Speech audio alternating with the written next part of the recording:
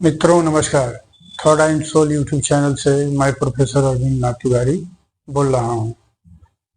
मित्रों, इस मंच पर, इस चैनल पर आप सभी का हार्दिक अभिनंदन और स्वागत है। आज का जो विषय लेकर के मैं आया हूं काफी वो महत्वपूर्ण विषय है कि थर्ड आई कैसे खुले। तीसरा नेत्र खोलने के लिए कौन सी ऐसी विधि अपनाई जाए, कौन सा ऐसा सूत्र अपनाया जाए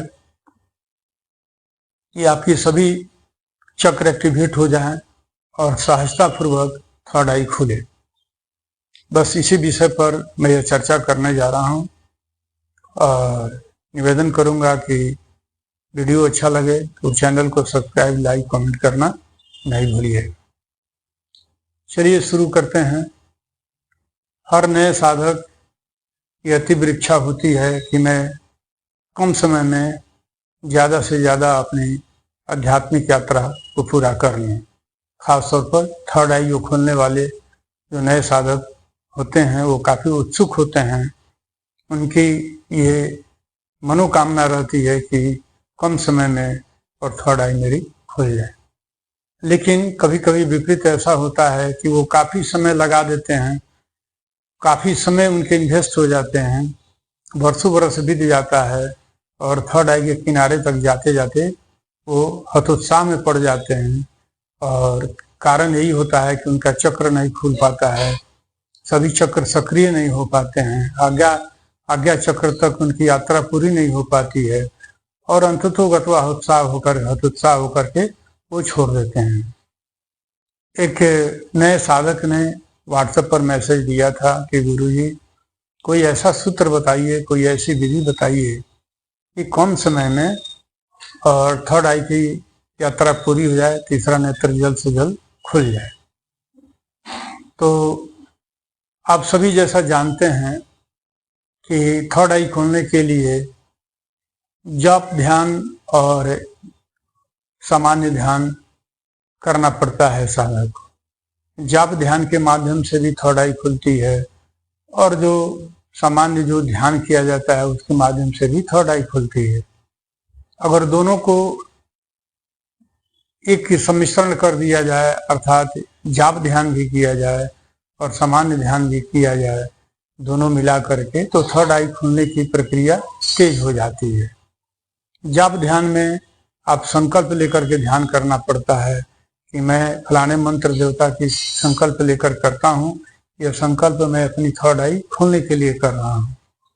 और ध्यान में अपने ध्यान मंत्र पर केंद्रित होकर के ध्यान के स्टेज बाई स्टेज पार करते हुए, 4 स्टेज पार करते हुए 5वां स्टेज पर पहुंचने के बाद थर्ड आई खुल जाती है।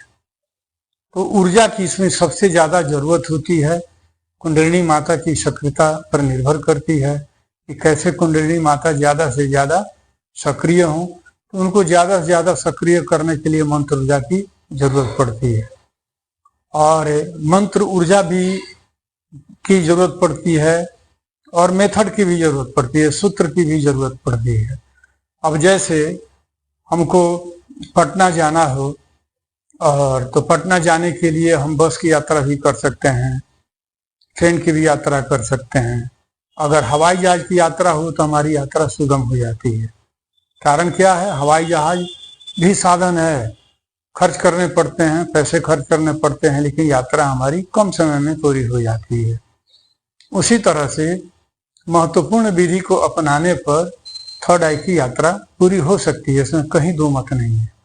जो मैंने बताया उसको आप उपयोग करें और उपयोग करने के पहले जो मैं विधि बताने जा रहा हूँ, ध्यान में या जाप ध्यान में, इस विधि को लागू कीजिएगा तो आपकी यात्रा सहज हो जाएगी, सभी चक्र खुलना शुरू हो जाएंगे और कुंडलिनी जो है सहस्त्रार तक कम समय में वो यहाँ तक पहुँचना शुरू हो जाती हैं। सबका उद्भेदन 2 माह 3 महीना में पूरा उद्भेदन सारे चक्रों को खोल करके वो यहाँ आराम पूर्वक पहुँच सकती हैं।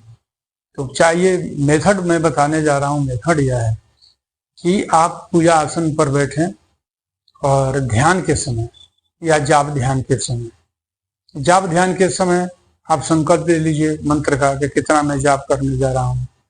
गणेश से गुरु जी का ध्यान कर लीजिए, जाप गुरु मंत्र का जाप कर लीजिए, फिर गणेश मंत्र का, गणेश भगवान का जाप कर लीजिए और अपना जो मंत्र देवता है उसकी आप जाप करना, संकल्प लेकर के जाप करना शुरू कर दीजिए। तो संकल्प करने के बाद और जाप करने के बीच में यह मेथड लागू किया जाता है। या ध्यान करने आप जा रहे हैं, शाम को ध्यान करने बैठते हैं तो ध्यान करने के पहले इस मेथड को लागू किया जाता है। चलिए दोनों कार्यों में, दोनों साधनों में आप विधि को कैसे करना है इस पर आइए। आप अपने शरीर को सुखासन मुद्रा में या वज्रासन में आप बैठ जाइए और लगा करके बैठने के बाद अपने रीढ़ की हड्डी को सीधा कर लीजिए और पहले ये चेक कीजिए कि आपकी कौन सी श्वास चल रही है, ईड़ा चल रही है कि पिंगला चल रही है। ईड़ा पिंगला को चेक कर लीजिए। अगर ईड़ा और पिंगला दोनों एक साथ चल रही है तो इसका मतलब है कि सुषुम्ना आपकी जागृत है। और सुषुम्ना जान लीजिए जाप ध्यान का या ध्यान का, दोनों का वो कुंजी है। अगर कोई भी नया साधक इस सुषुम्ना को चेक कर ले कि सुषुम्ना नाड़ी चल रही है, सुषुम्ना श्वास चल रहा है, तो इसमें कीजिएगा तो सब आपका चट सभी काम सुगम हो जाएंगे। आपका ध्यान लगना भी शुरू हो जाएगा, आपके चक्र भी एक्टिवेट होने शुरू हो जाएंगे और कम समय में सारे चक्रों का उद्भेदन सुषुम्ना शुरू कर देती है। उसी तरह से जाप में भी कीजिए और ध्यान में भी, जाप ध्यान में भी कीजिए और सामान्य ध्यान में भी कीजिए। तो ये चेक कर लीजिए कि सुषुम्ना अगर चल रही है तो ठीक है, अगर नहीं चल रही है तो आप कुंभक और रेचक लीजिए। कुंभक और रेचक करके आप देख लीजिए, अगर बाएं चल रही है तो दाहिना से श्वास लेकर शुरुआत कीजिए। 3 बार इधर से ले लीजिए, 3 बार इधर से ले लीजिए। अगर नहीं 3 बार लेते हैं तो दोनों नाक से प्रयास कीजिए एक बार सांस लेने का और दोनों नाक के छिद्रों को दोनों को बंद कर दीजिए और कुछ सेकंड के लिए, अगर 1 मिनट तक या 30 सेकंड तक बर्दाश्त हो जाए तो और बढ़िया, श्वास को यहाँ मस्तिष्क पर चढ़ा दीजिए रेचक करके और चढ़ा लीजिए, कुछ देर तक रखिए, फिर छोड़ दीजिए। फिर दूसरा का श्वास उसी तरह से रेचक लीजिए, कुंभक कीजिए, रेचक कीजिए और करके फिर अपना सामान्य भाव में हो जाएगी। निश्चित है कि आपकी सुषुम्ना चलनी शुरू हो जाएगी।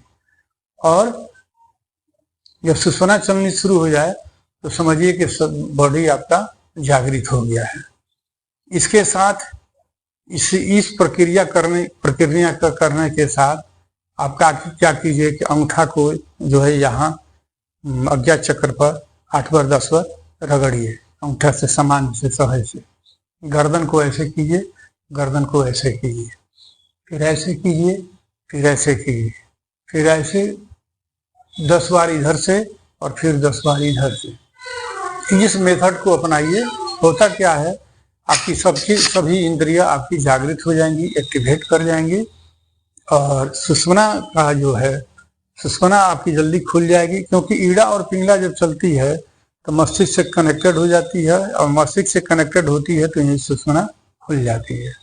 जब सुषुम्ना जागृत हो जाएगी तो आपके ध्यान में मौन की स्थिति हो जाएगी, आप सहज भाव में चले जाएंगे, चित्त से आपकी स्थिति ऊपर उठ जाएगी, सहज भाव में हो जाएंगे और फिर जैसे आपको ध्यान करना है जिस मंत्र के आधार पर चैटिंग करके या ओम करके या गायत्री मंत्र या जो भी काली जी का या हनुमान जी का जो मंत्र है उस मंत्र से अपना चैटिंग करना शुरू कर दी। निश्चित है कि जो समय इस मेथड को बिना अपनाए हुए अगर कर रहे हैं और सो लंबा टाइम लगता है, साल भी लग सकता है, 2 साल भी लग सकता है। सो ये 5 महीना 6 महीने में, ज्यादा से ज्यादा 5 महीना 6 महीने में रिजल्ट आपके पूरे हो जाएंगे। एक चीज और बतलाना भूल गया कि जैसे ही श्वास लीजिए और इस कहा कि मैं गर्दन को ऐसे ऐसे एक्सरसाइज कर लीजिए, इसके साथ 2-3 शब्द और बोलना है। जैसा कि आप जानते हैं सभी का तल है, शरीर है, उसके बाद से शरीर का तल होता है, उसके बाद से सूक्ष्म शरीर कारण शरीर का तल होता है, उसके बाद से सूक्ष्म तल का शरीर होता है, उसके बाद से मन शरीर का तल होता है, उसके बाद से बुद्धि का तल होता है। ये सभी कनेक्टेड होते हैं। तो इसमें सबको आदेश दिया जाता है जैसे शरीर को कहा जाता है कि शरीर शांत, मन शांत, क्रोध शांत, अहंकार शांत, वासना शांत, सूक्ष्म शरीर जागृत, कारण शरीर जागृत, ब्रह्मरंध्र जागृत। तब आइए स्वाधिष्ठान चक्र जागृत, मूलाधार चक्र जागृत, स्वाधिष्ठान चक्र जागृत, मणिपुर चक्र जागृत, हृदय चक्र जागृत, विशुद्धि चक्र जागृत, आज्ञा चक्र जागृत, ब्रह्मरंध्र जागृत और सहस्रार जागृत। ऐसे एक बार दो बार जैसे ही कर लीजिएगा, निश्चित है कि और ये बोलने के साथ एक एक सेकंड का साइलेंस होना चाहिए।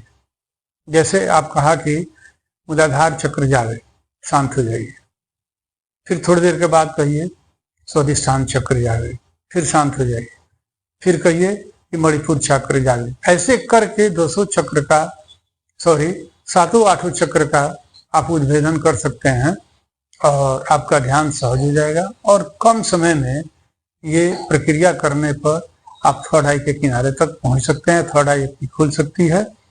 और फिर आगे की जो थर्ड आई का जो प्रोसेस होता है, ध्यान दृष्टि, और थर्ड आई का जो 5 स्टेज होता है मस्तिष्क आज्ञा चक्र पर कैसे किया जाता है, फिर अगले वीडियो में बताऊंगा। तब तक के लिए विदा लेता हूँ। जय हिंद, जय भारत, हर हर महादेव, जय माँ गायत्री।